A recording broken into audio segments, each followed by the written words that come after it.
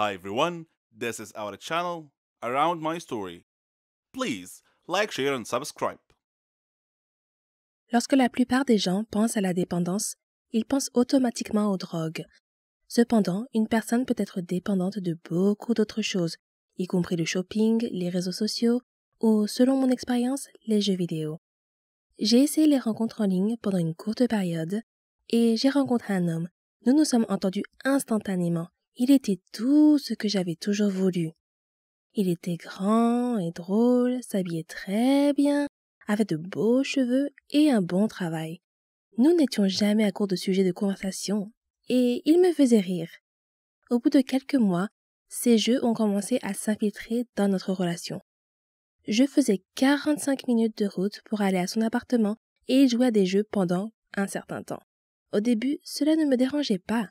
Je m'asseyais et surfais sur Pinterest ou regardais la télévision sur le canapé pendant qu'il jouait. Puis, une fois sa partie terminée, il consacrait toute son attention à moi. Il se plaignait que son ex-copine se fâchait contre lui à cause de ses jeux, mais j'étais différente. J'étais décontractée et cool, et je ne faisais pas toute une histoire pour quelques jeux vidéo de temps en temps. La plupart des hommes aiment les jeux vidéo, je le sais parce que j'ai un frère et des cousins. Mais une fois que nous nous sommes sentis plus à l'aise l'un avec l'autre, les jeux vidéo sont devenus de plus en plus fréquents. Presque chaque fois que j'allais chez lui, il était sur son ordinateur, la souris et le clavier cliquant à toute vitesse. Il criait sur l'ordinateur et parlait à ses amis dans son casque. Je m'asseyais sur le canapé, surfant sur Twitter et Facebook pendant des heures attendant qu'ils finissent pour que nous puissions passer du temps ensemble. J'ai compris que c'était son hobby et sa passion. Il a été joueur professionnel pendant quelques années au lycée et à l'université, et il a gagné des milliers de dollars, ce qui était plutôt cool. Je ne me suis jamais plainte. J'avais beaucoup de patience et je ne voulais pas qu'il pense que j'étais comme son ex colérique. Ensuite, il a commencé à annuler ses rendez-vous plus souvent. Une fois que j'ai emménagé, j'ai réalisé que lorsqu'il disait qu'il ne se sentait pas bien et qu'il voulait dîner une autre fois, il était probablement en train de jouer à des jeux vidéo et ne pouvait pas se séparer de l'écran. Nous projetions fréquemment de passer des week-ends chez ses parents, dans un autre état. Je prenais des jours de congé et demandais à ma mère de s'occuper de mon chien. Je me réjouissais de passer du temps avec mon petit ami pendant les 4 heures de route. Au lieu de cela, soit il annulait à la dernière minute et jouait tout le week-end, soit il passait tout notre temps à regarder des gens jouer sur YouTube ou d'autres sites où les gens pouvaient diffuser leurs jeux en streaming. Il se levait le matin, s'asseyait devant son ordinateur et ne se levait pas avant d'aller se coucher. Cela se passait tous les week-ends, à tel point que je me sentais spéciale rien qu'en regardant un film avec lui parce que, pour une fois, ses mains n'étaient pas sur le clavier. Nous prévoyions de faire quelque chose d'amusant, comme aller au cinéma ou aller dans un restaurant qui avait l'air bien. Mais il se mettait à jouer dès le matin et changeait d'avis, disant qu'il n'était pas vraiment d'humeur à enfiler un jean et à sortir. Je pensais que mon anniversaire serait différent, mais j'ai fini par ne rien faire de la journée pendant qu'il jouait. Ce n'est qu'au moment de sortir dîner avec ma famille qu'il a finalement réussi à se séparer de son écran. J'allais me coucher et lui demander de venir avec moi pour que nous puissions décompresser avant de s'endormir. Il me disait qu'il serait là dans 1 minute, mais la plupart du temps, je m'endormais seule pendant qu'il jouait à des jeux. Il arrivait finalement au lit des heures plus tard, alors que je m'étais déjà endormie. Je me suis rendu compte qu'il avait un problème après notre rupture et j'ai enfin compris que ce n'était pas un comportement normal. C'est bien d'aimer les jeux vidéo, mais quand cela prend le dessus sur votre vie et détruit plus d'une relation, cela pose un problème. Il a admis qu'il avait une dépendance aux jeux vidéo. Mais tant qu'il n'aura pas reçu d'aide, il sera toujours en couple avec son ordinateur. Vous savez, parfois la vérité est encore plus étrange que la fiction, surtout si vous avez un sombre secret dans votre vie qui vous mettra en danger s'il était révélé. C'était mon cas. Et voici mon histoire. Je m'appelle Charlotte et j'ai 17 ans. Je vis avec ma mère. Mon père est décédé avant ma naissance, Alors ma mère a dû m'élever toute seule. Ma mère savait tout de moi. Mes études, mes amis. Elle avait certaines règles que j'étais censée suivre. Par exemple, il était interdit de manger à l'extérieur, je ne pouvais pas être amie avec quelqu'un sans qu'elle sache tout sur lui avant, etc. Je trouvais ces règles assez paranoïaques, et je lui ai demandé pourquoi elle imposait de telles restrictions pour que je me fasse des amis. Elle m'a répondu simplement que, de nos jours, on ne peut faire confiance à personne. Mais ce n'était pas une réponse très satisfaisante. Et quand je lui ai demandé ce que cela signifiait, elle n'a rien dit de plus. En grandissant, ces règles me déconcertaient encore plus, et je ne pouvais pas m'empêcher de me demander si elles avaient un rapport avec mon père, dont je ne savais rien. Maman disait toujours qu'il était un trouble-fête, et elle me disait que tout serait clair pour moi avec le temps. Un jour férié, j'ai rejoint un nouveau groupe. Nous avons fait beaucoup de concerts. C'était génial! J'étais douée pour jouer de la musique et chanter. Quand nous sommes allés camper, nous avons rencontré des étudiants d'autres pays. Nous nous sommes fait beaucoup de nouveaux amis et nous nous sommes amusés ensemble. Nous avons même eu la chance d'accroître la notoriété et la réputation de notre groupe. Après notre première représentation au camp, une fille asiatique s'est approchée de moi et m'a serré dans ses bras en disant « Charlotte, tu m'as beaucoup manqué !» Prise au dépourvu, j'ai demandé « Est-ce que je te connais ?»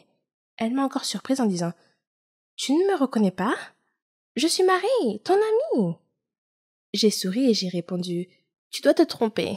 Je ne te connais pas. » Après avoir insisté sur le fait qu'elle était bien mon amie, elle s'est excusée et est repartie en courant rejoindre ses amis. Bizarre. Maintenant que j'y pense, j'ai souvent eu l'impression étrange que quelqu'un m'observait partout où j'allais. J'ai essayé de me débarrasser de ce sentiment à plusieurs reprises, mais je n'ai jamais pu. Je me disais simplement que ça devait être mon imagination. Ce soir-là, nous sommes tous allés faire une excursion dans la jungle. Il faisait très sombre. J'étais séparée du groupe et je me suis retrouvée seule, entourée d'arbres. J'ai appelé mes amis, mais personne ne m'a entendu. Soudain, je suis tombée sur quelqu'un. Une fille, semble-t-il, et je me suis excusée. Quand je me suis retournée pour la regarder, j'ai été choquée de voir moi-même, ou mon double. C'était comme si je me regardais dans un miroir. « Qui es-tu » ai-je demandé. « Je suis Charlotte » a-t-elle répondu simplement. « C'est impossible. Je suis Charlotte » dis-je avec assurance. « Es-tu avec nous ici au camping ?»« Oui » dit-elle. Je lui ai demandé quel était le chemin du retour vers le camping. Elle a indiqué une direction et nous sommes repartis. Alors que nous marchions, son téléphone a sonné. C'était son père. Il était inquiet pour elle et voulait s'assurer qu'elle allait bien. Nous sommes arrivés à nos tentes sans incident et j'ai dit « C'était vraiment agréable de te rencontrer, Charlotte. Je te verrai demain ?» Je ressentais une forte connexion avec cette fille pour une raison quelconque. Puis je me suis rendu compte que j'avais oublié mon sac et je suis allée le chercher. Et de nouveau, j'ai eu ce sentiment inquiétant d'être observée. Soudain, quelque chose me frappe à la tête. Quand je me suis réveillée, je me suis retrouvée assise dans une voiture entourée de personnes portant des lunettes de soleil et j'étais vraiment effrayée. « Qui êtes-vous » ai-je demandé. « Et qu'est-ce que vous voulez de moi ?» Un homme m'a dit que mon père était la raison pour laquelle il m'avait kidnappée. Quand je lui ai répondu que mon père était mort il y a longtemps, il a juste ri. Puis il me pulvérisa quelque chose au visage et je perdis connaissance. Quand je me suis réveillée plus tard, l'autre Charlotte était attachée à côté de moi. L'un des hommes semblait confus de voir moi et a demandé à son patron laquelle de nous était la fille qu'il cherchait. Soudain, j'ai entendu quelqu'un crier « Stop! Ne bougez pas !»